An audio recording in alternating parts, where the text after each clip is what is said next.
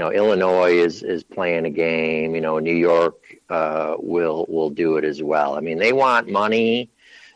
Como wants cash.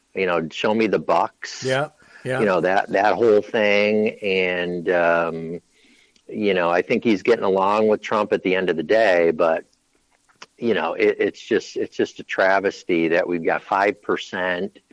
Fatalities, I don't know, 900,000 or something like that in the States has got it. And, 50,000 and change of folks that have died. And, one life is too many, but, people are going to die in life. My new favorite saying is you can't death-proof life. No kidding. You just can't. And it seems like when you look back now at the big grand scheme of things, it's like the liberals want to literally make everything perfect. And life isn't about being perfect. People die, people get sick. It doesn't matter how many, insurance policies you put into place, people are still going to die. You can't death-proof this thing, man. None of us gets out of here alive. No, they don't, and this is a really good time to grow the government, which you and I are completely against. I'm not after growing government. Government has a place, but I mean, liberties and all the rest of this stuff. And it was wonderful to see, the folks back in my home state, going up to the Capitol and saying, stop this buffoonery. Yeah, Operation Whitmer had. Yeah, Operation and people can say what they want. Operation Gridlock. When those people showed up, because I had a lot of friends who went, I was working that day, so I couldn't go. But they said miles and miles around the Capitol was just filled with people, and the highways, even another 4 or 5 miles out, were jammed trying to get in. And so I think that scared her. She's never going to admit it, right? But I think the fact that she said, I'm sticking to my guns, I'm going to go for 2 more weeks here, middle of May, but I'm going to relax all the stupid stuff that she did, which, makes everybody go, all right, we're fine with that. Just stop being an idiot, Let us open our greenhouses, which they've done, and all that good stuff. So it makes sense. It does make sense. And the people would have never got that without saying we're not going to be tyrannized by the government. We're going to say, fuck you. If you want to sell, marijuana and lottery tickets, then I can go out on my boat. Right. That's exactly right. And I talked about that in the first 5 minutes of the show before I brought you in. The rules, all the really dumb rules, not being able to travel between your houses, not being able to put a motor on your boat and get out on the lake, that kind of, all those stupid rules. The greenhouses opening up, this was their biggest time of the year. Why wouldn't you allow people to garden and stuff, Well, they don't have a 12-month season. No. I mean, you gotta make hay now. Yeah, I mean, we're in the same as you, right? We get 3-4 months of summer. That's it. So you better get your planning done, your landscaping done, all the things you want to make your house look pretty, and enjoy it is for the next 4 months. That's it. Yeah, exactly. And we're not going to, to the point earlier, we're not going to cheat death. Death is going to get us all. And, it's nice. The precautions are necessary with certain areas. And certainly New York City was a hotbed with, what was going on there. But I mean, still at the end of the day, even with all the crap that went on in New York City, we're still at 5%. The world's at 7% on a death first case. And that's not that bad. Yeah, overall. Yeah, the thing that's really hitting me now after the Stanford study out of California, after even there in New York, I think they said, whoa, we've got a lot more people that are showing antigens in their body. Because if you've traveled overseas, now you travel for your job, right? Yeah, absolutely. Did you ever have a flu between December and now, or flu-like symptoms? I didn't. I got lucky. It didn't. I tend to get it every so often, but you never know, right? Right. I mean, I could have had it, and you don't know it. Yeah, you and I have a mutual friend from afar who I know went to, and I've talked to him quite a bit, who went to China in December. Yep. And oddly enough, he kind of said, paused on the phone and said, I was sick after that, but the doctor said it was the flu, so don't worry about it, whatever. And so, and that's been a running joke between us, right? Oh, for sure. Patient zero was Paul. But, Yeah, but he's got an affiliation for bat. He's always been a huge bat lover. So, I think he could have been patient zero for sure. he was But, yeah, having I mean, it's anybody, any of us could, and if you got the antibody and you can put some platelets out there, that's a good thing. right, exactly. I remember having, I rarely get sick, knock on wood. I rarely get sick. I do get a flu shot every year. I think it helps. And I remember in probably early February that I was kind of oddly warm at night, a couple nights, broke a little sweat in bed, which I don't normally do because I keep the fan on all the time. Yeah. And headachy, which again is not something I get very often, but I just, like most of those things, if they come and go, you ignore them and you just soldier on, right?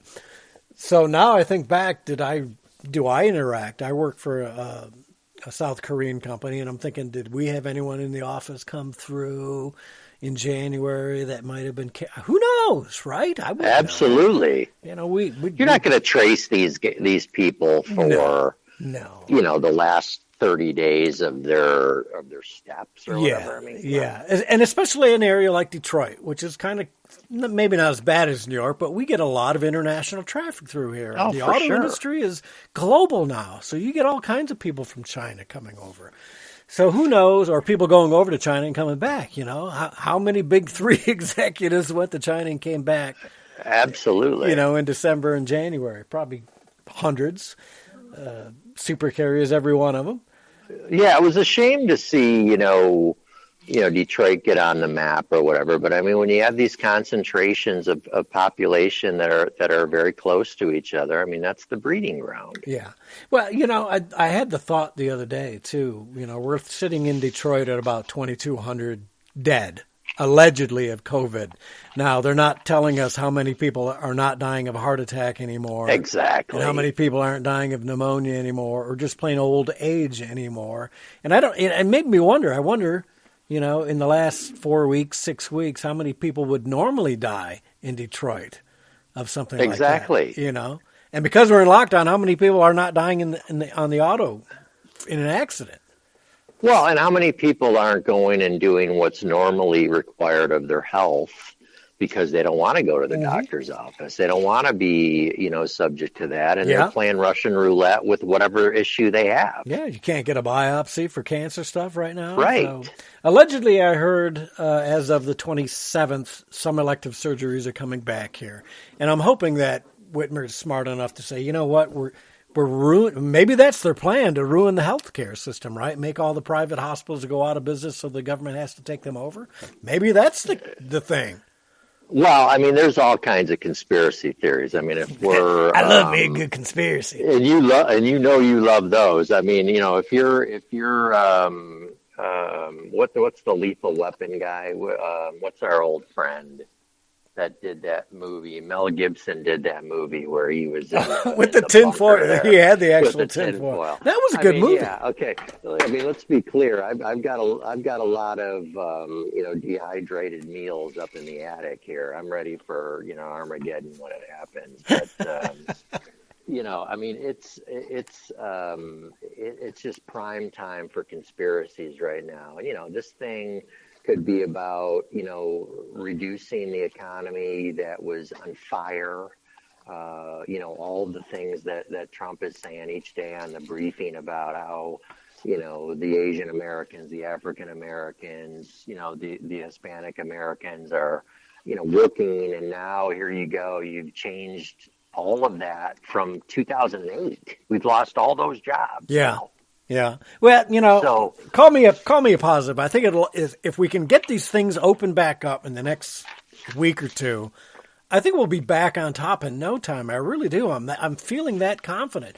But you can't. Yeah. You're going to lose a lot of businesses if we go even another 2 weeks.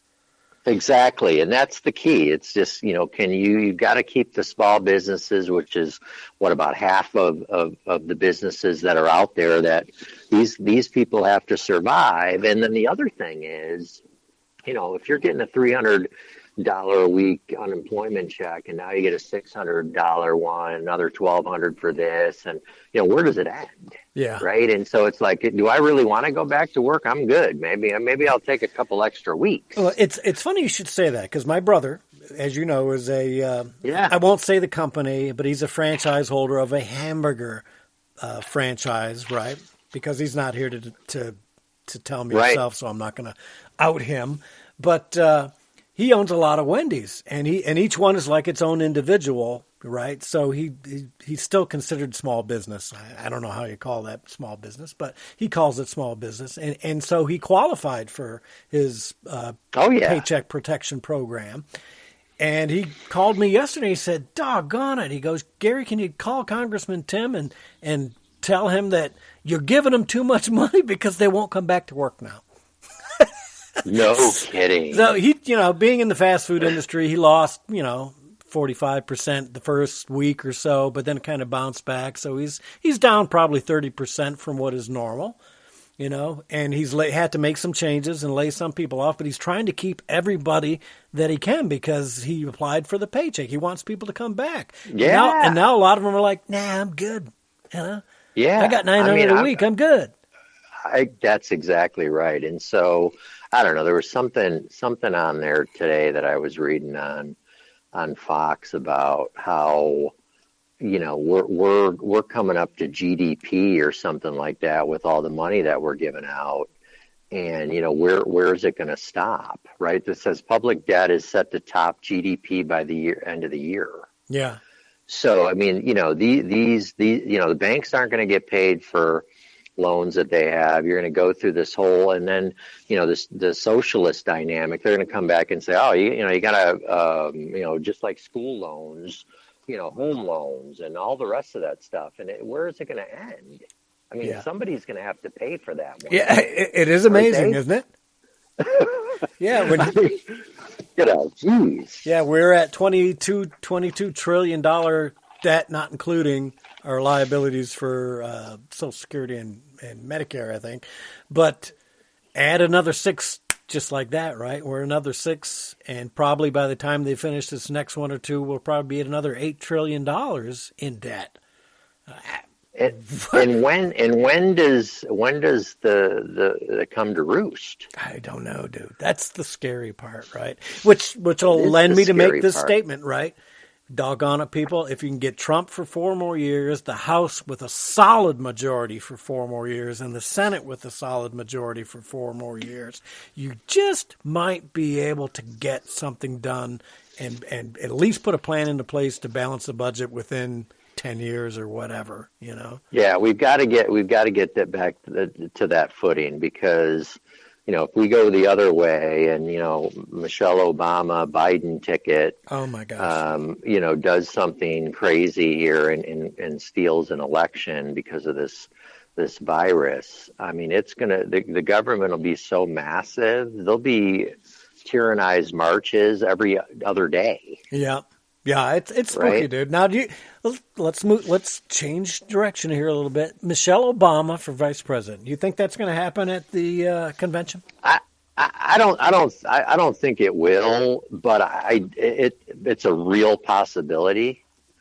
And he's definitely picking a female, right? He made that one, I think, coherent statement, and he's made in the last 8 months by saying he's going to do that. Yeah, I think he'll go with a female, and it will be a female of color. I don't know that it'll. Yeah, I agree. And there's no way he's going after Harris. She's too militant. There's no way that's happening. He's not doing Warren. He's not doing the Michigan governor. Her political career is over.